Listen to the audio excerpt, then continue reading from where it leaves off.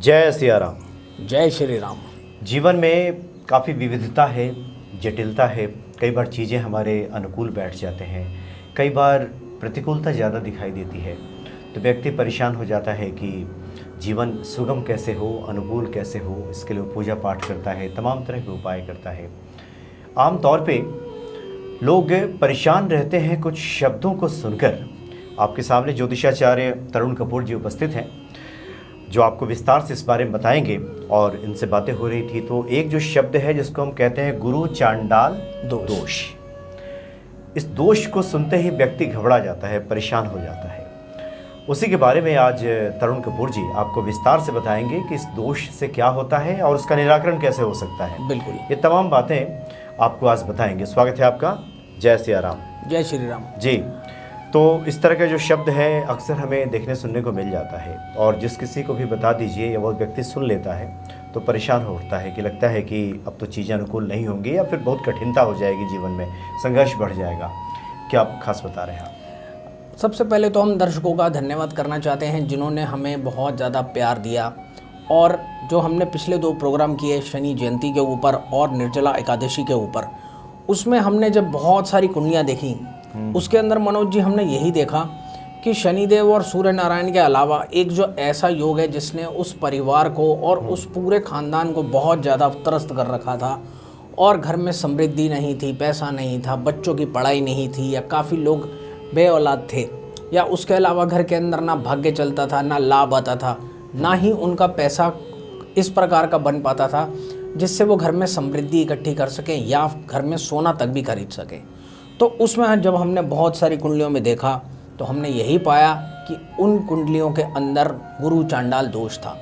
अब ये किन ग्रहों की वजह से होता है, इसका कैसे उपचार करना चाहिए, और इसमें बहुत सारे डूज एंड डोंट्स हैं। आज हम उसी की चर्चा करते हैं। इससे हमें लगता है बहुत लोगों का बहुत फ़ायदा होगा।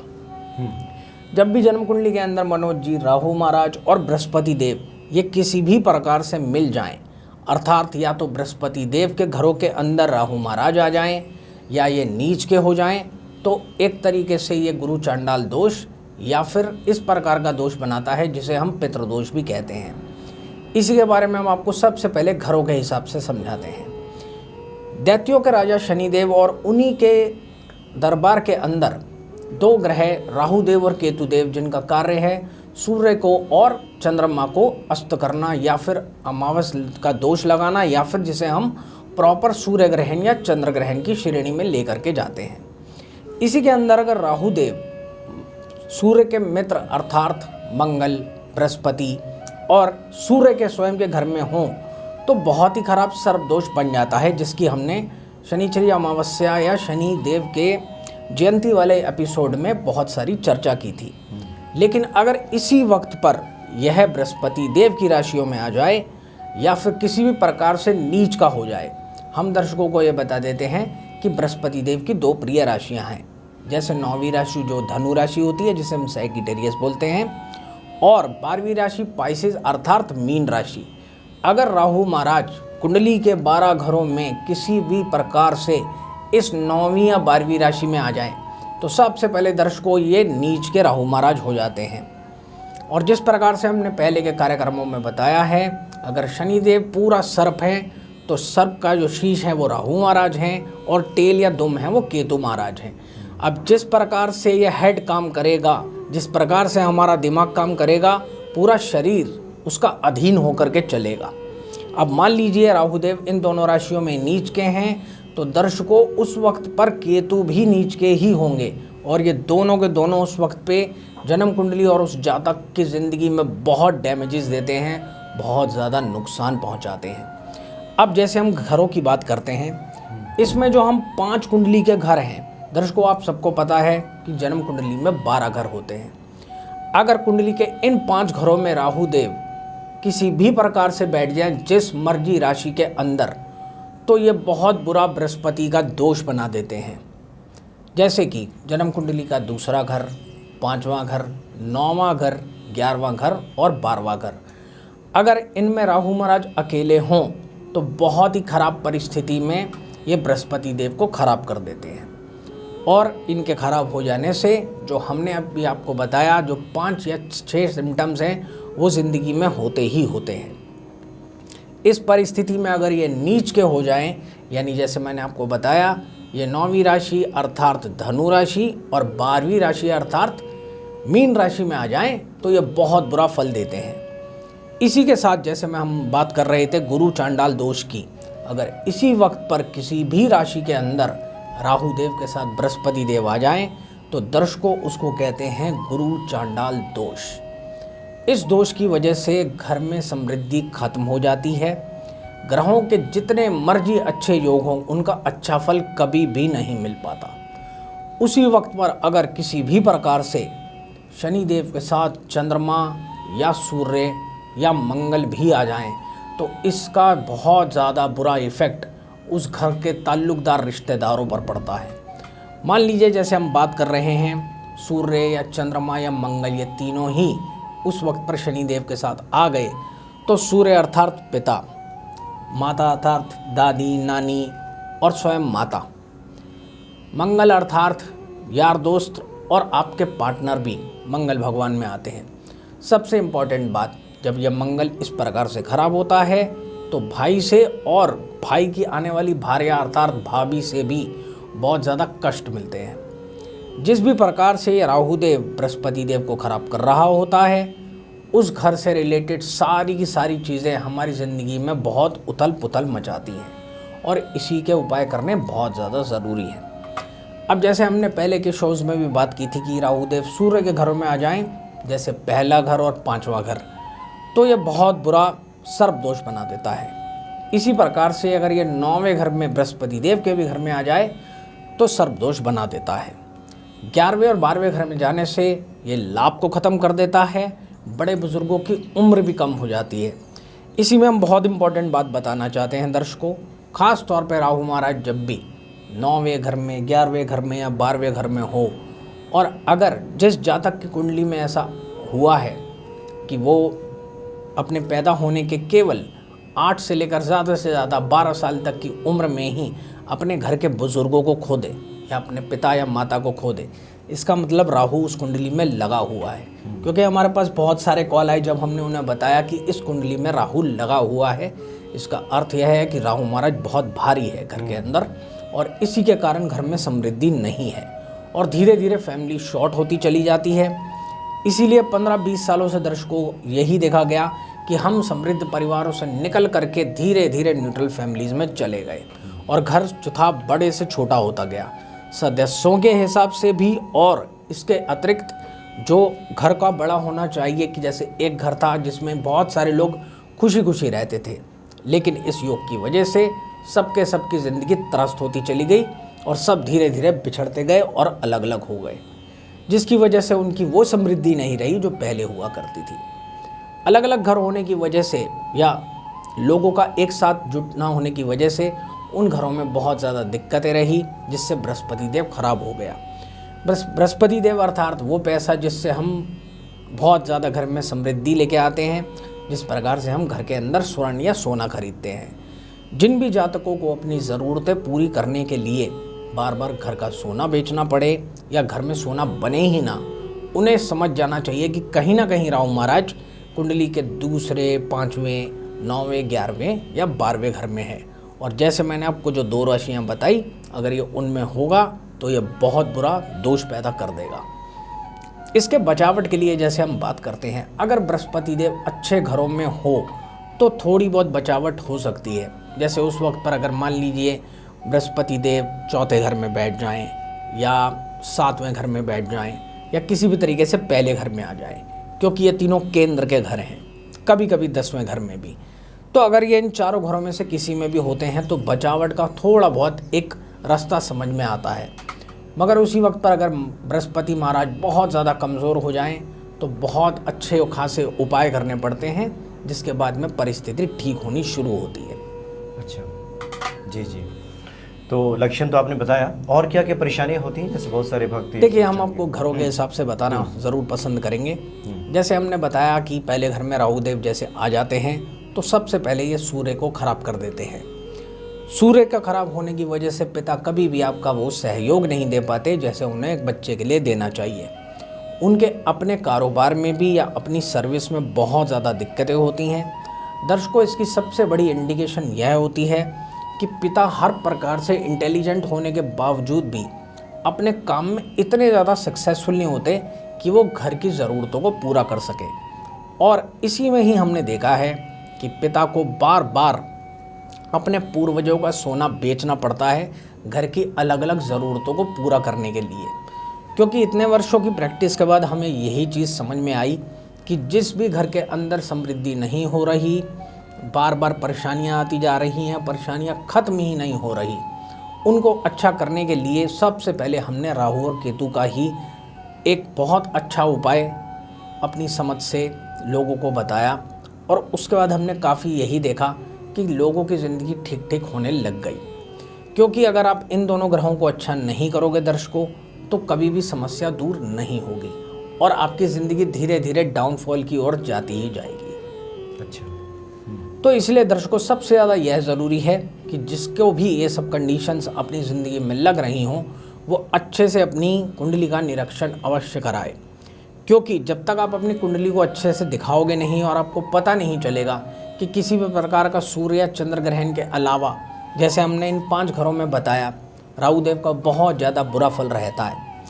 और इसमें देखिए मनोज जी, हम ये चीज़ मानते हैं कि अगर शनि देव एक समय के समान है, तो समय के जो 2 सुइयाँ हैं, 1 घंटे की और 1 मिनट की, इसमें हम सेकंड की सुई को नहीं गिनते क्योंकि वो पल पल बदलता रहता है। तो जो घंटे की सुई है वो केतु देव हैं और जो मिनट की सुई है वो राहु देव हैं। इसलिए राहु देव एकदम से अचानक नुकसान करते हैं। और दर्शकों, जैसे मिनट की सुई के पीछे पीछे घंटे की सुई भागती है, वैसे ही इस राहु महाराज के पीछे पीछे केतु उसकी बात मानते हुए हमें अच्छे या बुरे फल देता है। और ये बहुत ही कम कुंडलियों में होता है दर्शकों कि राहु या केतु अच्छे घरों में या अच्छी राशि में बैठे हों। इसी वजह से दुनिया बहुत ज़्यादा दुखी है और परेशान है। इसमें जैसे हमने पहले घर की बात की कि ये पिता को किस प्रकार से ख़राब करता है, दूसरे घर में आने के बाद सबसे पहले इसका ये काम होता है, क्योंकि दूसरा घर हमारा वो परिवार है, हमारे कुटुंब का घर है ये, जिसके अंदर हम रहते हैं। जितने भी लोगों की कुंडली में मैंने मनोज जी ये देखा कि दूसरे घर का राहु महाराज है, वे सारी की सारी फैमिलीज आज न्यूट्रल फैमिलीज में रह रही हैं। क्योंकि मैं ज्योतिष के अतिरिक्त आप जानते हैं कि वास्तु वगैरह का कार्य करता हूँ। मैं जिन जिन के घर में गया और मैंने देखा, उनके घरों के अंदर मैंने यही कॉमन चीज़ पाई कि वो दूसरे घर के राहु से त्रस्त थे और इसीलिए एक घर में नहीं रह पा रहे थे। इसी को हम घर के बड़े बड़े सदस्यों का झगड़ा भी बोलते हैं। क्योंकि जैसे हमने पहले के सीरियल्स वगैरह में देखा होगा कि जो भी दैत्य ग्रह होते थे वो देवताओं को पूजा या अनेक प्रकार के अनुष्ठान नहीं करने देते थे, बार बार उनके यज्ञ में विघ्न डाल देते थे। इसी प्रकार से जब भी राहु महाराज बृहस्पति के साथ आते हैं तो घर के लोगों में इस प्रकार की दैत्य प्रवृत्ति आ जाती है, जिसके अंदर वो बार बार लड़ाई झगड़े की परिस्थिति में आ जाते हैं। क्योंकि राहु देव एक प्रॉपर दैत्य ग्रह में आते हैं और बृहस्पति देव जो हैं वो सूर्य नारायण के दरबार के आचार्य या गुरु हैं। और इसी वजह से इन दोनों की बिल्कुल भी नहीं बनती, इनकी बहुत बहुत बुरी शत्रुता है। इसी वजह से ये जब दूसरे घर में आते हैं तो कुटुंब या परिवार अलग हो जाते हैं। यही स्थान हमारी वाणी का भी स्थान है। बहुत सारे लोग ऐसे हैं जो बात कम और लड़ाई ज़्यादा करते हैं, तो उनके भी दूसरे घर में ही राहुदेव पाया जाता है। इसके अलावा दर्शकों, बहुत ही खराब परिस्थिति में ये अगर दूसरे घर में बैठ जाता है तो इसको हम पितृदोष भी मानते हैं। क्योंकि यहाँ बैठ कर के ये धन को बिल्कुल नाश कर देता है।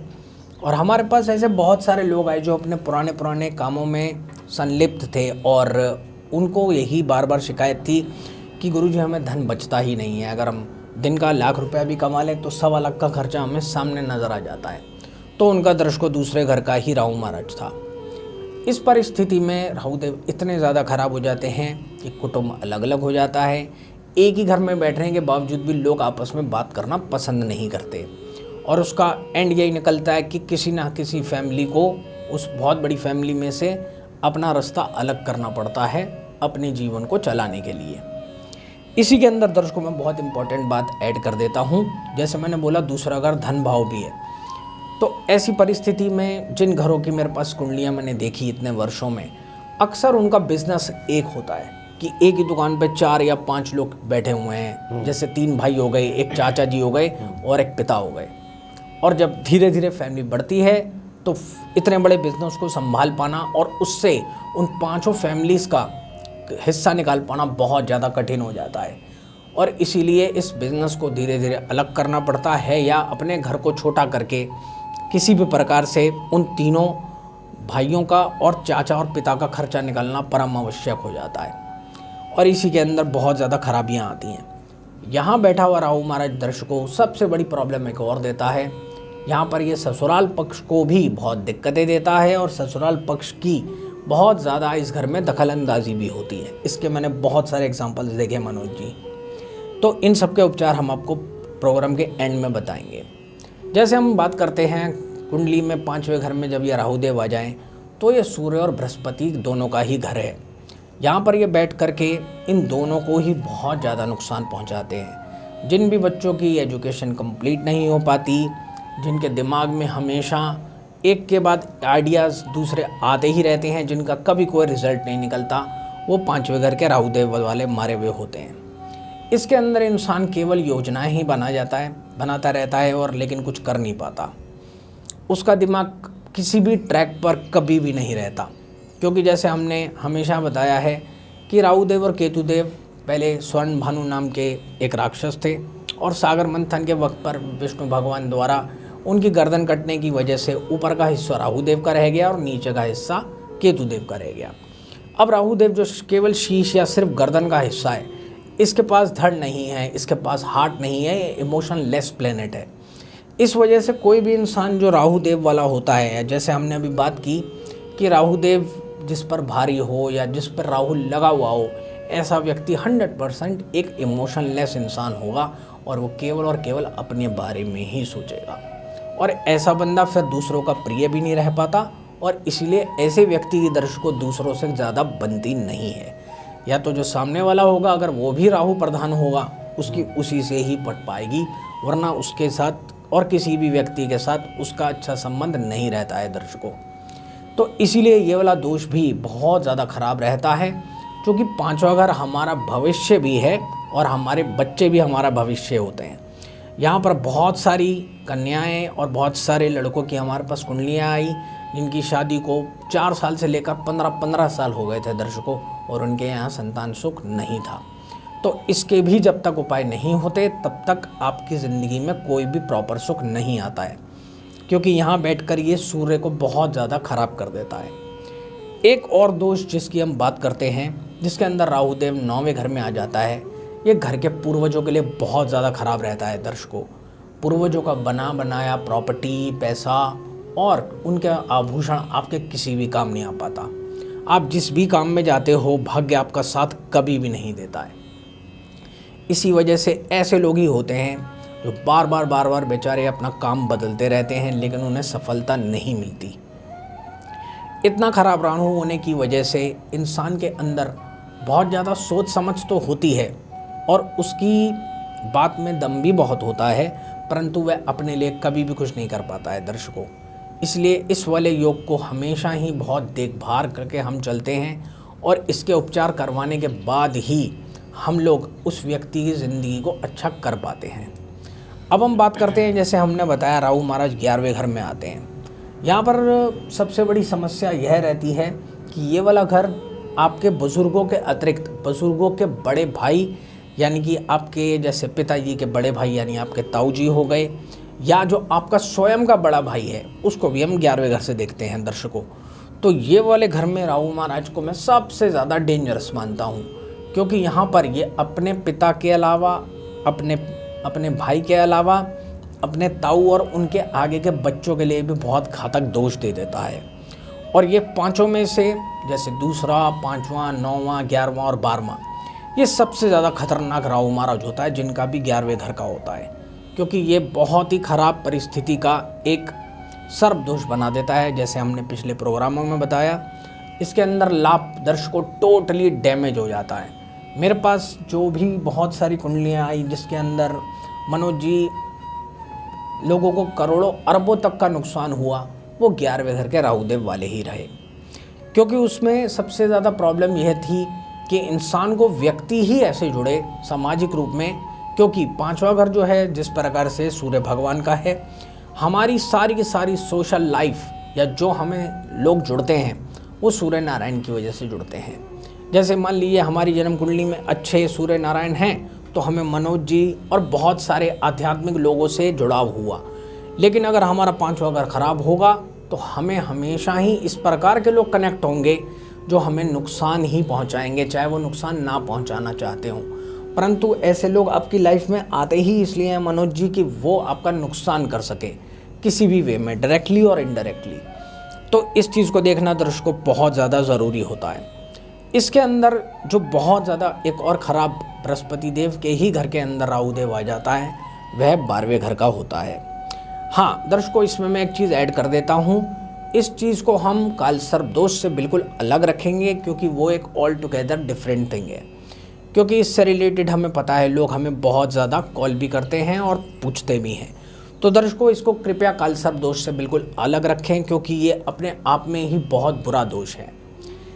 तो जैसे ये 12वें घर का बहुत ख़राब राहु महाराज जो होता है, इसके अंदर एक चीज़ जो मेरे पास बहुत सारी कुंडलियाँ आई जिसके अंदर मैंने देखा कि क्योंकि 12वां घर दर्शकों कारावास भी है, अर्थात जेल है या फिर किसी भी प्रकार का झूठा इल्ज़ाम है जो आप पर लगता है। अब इसके साथ जो भी प्लेनेट एसोसिएटेड हो जाता है दर्शकों, उसी से रिलेटेड इल्ज़ाम लग जाते हैं। तो इसके अंदर जैसे मैंने देखा कि जब भी राहु महाराज 12वें घर में थे तो मैंने सबसे पहले उसके लिए यही पूछा कि क्या आप इस बच्चे से या इस व्यक्ति से मेरी बात करा सकते हैं। तो उनकी माता या पिता ने रोते हुए यही जवाब दिया, नहीं हम इससे बात नहीं करा सकते। तो मेरा नेक्स्ट क्वेश्चन यही रहा कि क्या ये व्यक्ति इस वक्त कारावास में तो नहीं है। और दर्शकों 99% लोगों का जवाब हाँ था। ज़रूरी नहीं है कि राहु देव अगर 12वें घर में हो तो कारावास ही होगा, लेकिन या तो कारावास जैसी ज़िंदगी होगी या फिर किसी भी प्रकार से इंसान एक कारावास की तरह ही जीवन को जी रहा होगा। क्योंकि देखिए जब आपके साथ लोग नहीं जुड़े हुए हैं, आप अपने काम में तरक्की नहीं कर रहे हैं, आपका दिमाग जो है एक बंद मशीन की तरह है, उसमें आप कुछ भी आउटपुट नहीं ले पा रहे, तो वो भी एक जेल की जैसी ही ज़िंदगी होती है, चाहे आप अपने घर में ही रहें। तो इसीलिए दर्शकों 12वें घर का राहु महाराज भी बहुत ज़्यादा डेंजरस होता है। इसके साथ जो अलग अलग ग्रह जुड़ते हैं तो उससे ये सब योग बन जाते हैं जिसमें हम जेल यात्रा या फिर बहुत ही ज़्यादा पिछला 2 या 3 पुश्तों तक का कर्ज भी देखते हैं, क्योंकि उस वक्त पर छठे घर में भी केतु देव आ जाते हैं। और इसी वजह से मैंने ये सोचा कि इस प्रोग्राम की चर्चा मैं यहाँ पर अवश्य करूँगा। अब दर्शकों आपके लिए बहुत अच्छी चीज़ है, आप चाहें तो इसे नोट भी कर सकते हैं, आपके लिए बहुत अच्छा रहेगा। हम आपको बहुत कॉमन या जनरल उपाय बता देते हैं जो आप कोई भी कर सकता है, इसमें किसी का कोई नुकसान नहीं होगा। और यह करने से अगर आपको, क्योंकि काफ़ी लोग हमारे पास मनोज जी इस प्रकार के आते हैं जिनके पास अपनी जन्म कुंडली नहीं है और उनका एक यही हमारे लिए संदेश रहता है कि गुरुजी कुछ भी ऐसा बता दीजिए जो हम कर सकें। तो हमने बहुत सालों की अपनी रिसर्च में जो लोगों से उपाय करवाए और उनका बहुत सकारात्मक उत्तर हमारे पास आया, उसके हिसाब से हम आपको चंद उपाय बता देते हैं जो कि बहुत आसान है, आप कोई भी व्यक्ति इसको कर सकता है। जैसे कि हमने बताया इन 5 घरों के लिए, और जब भी राहु महाराज बृहस्पति देव के साथ 12 घरों में किसी में भी हों तो आपको एक उपाय दर्शकों अवश्य करना है सारी उम्र के लिए। इसे आप किसी भी वीरवार से शुरू कर सकते हैं। आप अपने घर में केवल 200 ग्राम हल्दी ले आइए बाज़ार से पिसी हुई, और फिर से बताते हैं दर्शकों इसे सिर्फ बृहस्पतिवार से शुरू करना है और इसे सारी उम्र आप करते रहिए। उस वक्त पर यदि हो सके तो हम आपको बहुत पुराने समय नहीं, सिर्फ 20-25 साल के समय की ओर लेके जाना चाहेंगे, जिस वक्त दर्शकों हम लोग बहुत ज़्यादा प्लास्टिक यूज़ नहीं करते थे घर के अंदर, या फिर जिसको हम कहते हैं हमारे बाथरूम में एक कॉमन स्टील की बाल्टी हुआ करती थी और एक धातु का ही किसी भी प्रकार का लोटा हुआ करता था, हम उसी से स्नान किया करते थे। हमने स्वयं ने भी बचपन में ऐसा बहुत बार किया है। तो इसमें भी हमें यही करना है। अगर हो सके तो आप एक स्टेनलेस स्टील की बाल्टी ले आइए, आप उसी को हमेशा भर के रखिए। क्योंकि देखिए दर्शकों, प्लास्टिक के अंदर बहुत सारे अलग अलग केमिकल्स या पदार्थ मिक्स होते हैं उसमें जो हम आपको ये उपाय बता रहे हैं वो शायद इतना अच्छा कारगर नहीं होगा, परंतु 100% जिनको मैंने धातु के बर्तनों में नहाने के लिए बोला उन्होंने मुझे बोला कि हाँ गुरुजी बहुत ज़्यादा अच्छा फ़र्क पड़ा। तो आप ये जो 200 ग्राम हल्दी लाए हैं इसको रोज़ के रोज़ चुटकी भर लीजिए, जो आपकी इतनी सी चुटकी में आ जाए, और उसे उस स्टील की बाल्टी में डाल दीजिए और अब इसमें पानी भर दीजिए। आप प्लास्टिक का भगोना या लोटा या मग्गा यूज़ मत कीजिए, और इसकी बजाय अगर हो सके तो ब्रास का, या फिर अच्छा रहेगा कि अगर आप चांदी का, या फिर अगर वो भी ना कर सके तो तांबे का, इन तीनों धातुओं में से आप कोई भी धातु चूज़ कर सकते हैं। उसका लोटा लीजिए और अब इस पानी से आप स्नान कीजिए। बृहस्पतिवार से जब भी आप ये स्नान स्टार्ट करें तो ओम ग्राम ग्रीम ग्रोम सह गुरुवे नमः या ओम ग्राम ग्रीम ग्रोम सह बृहस्पते नमः का पाठ कीजिए, क्योंकि ये जल जो पीले रंग का है ये चंद्रमा और बृहस्पति शक्ति को आपके अंदर पहुंचाएगा। जितनी आपकी चंद्रमा और बृहस्पति देव की शक्ति बढ़ेगी दोस्तों, उसमें सबसे ज़्यादा आपको ये एडवांटेज रहेगा कि उससे आपका धीरे धीरे इन दोनों सौम्य ग्रहों की वजह से आपकी बॉडी में बहुत ज़्यादा अच्छी एनर्जी का संचार होगा, और धीरे धीरे आप अपनी उस नेगेटिव एटीट्यूड से बाहर आ पाएंगे जिससे आप बहुत ज़्यादा त्रस्त हैं। इसी के अंदर दर्शकों जो दूसरी चीज़ है वह यह है कि जैसे हम हमेशा कहते हैं कि हमारे खाने पीने से भी हमारे ग्रह को हम अच्छा करते हैं। इसके अंदर अगर आप कच्चा दूध, जैसे हमेशा ही हम बोलते हैं, गाय का कच्चा दूध लीजिए, उसमें थोड़ी सी हल्दी डालिए, थोड़ा सा देसी खांड डालिए, थोड़ी सी सौंफ डालिए, और इसको अच्छे से उबाल करके अब आप इस दूध को पीना शुरू कीजिए। एक बहुत इम्पॉर्टेंट चीज़ दोस्तों, जिसके भी राहु देव इस प्रकार से हों, जो कि दूसरे, 5वें, 9वें, 11वें या 12वें घर में, या फिर बृहस्पति देव के साथ राहु महाराज हों, तो कृपया करके आप कांच के, या फिर जिसको हम बोलते हैं कि अनक्रॉकेबल, जो ब्रेकेबल, या फिर एक इस प्रकार की क्रॉकरी होती है जिसको हम किसी धातु में नहीं लेते हैं। इसके अलावा जैसे हमने हमेशा बात की है कि आप अपने आहार से भी अपने ग्रहों को अच्छा कर सकते हैं। इसी में दर्शकों आपको कच्चा दूध लेना है गाय का, उसके अंदर थोड़ा सा हल्दी का पाउडर मिला दीजिए, थोड़ी सी देसी खांड, थोड़ी सी सौंफ या पूजा मिश्री, और इसको अच्छे से गर्म करके इसको पीना शुरू कीजिए। अगर यह दूध आप शाम सूरज ढलने के बाद से पहले, अर्थात सुबह के वक्त में पी लेते हैं तो आपके लिए बहुत ज़्यादा अच्छा रहता है। खास तौर पे जिनको भी ये योग बहुत ज़्यादा परेशान कर रहा है उनके लिए बहुत अच्छा और चमत्कारिक उपाय हैं।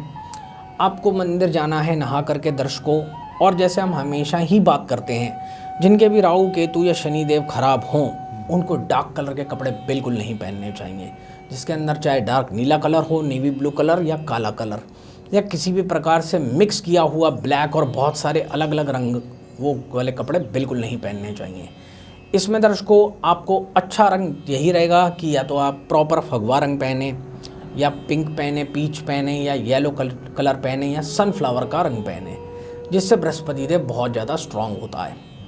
ये कलर की आप किसी भी प्रकार की टी शर्ट या शर्ट या कुर्ता पहन करके मंदिर में जाइए, और घर के अपने घर से वही थोड़ी सी चुटकी भर हल्दी ले जाइए, और अब इसे वहाँ के ही लोटे में पानी ले करके इसको आपको ज़रूर केले की जड़ पर और इसके अतिरिक्त पीपल देवता पर चढ़ाना ही चढ़ाना है, क्योंकि इन दोनों ही वृक्षों के अंदर दर्शकों हमारे पूर्वजों का वास माना गया है।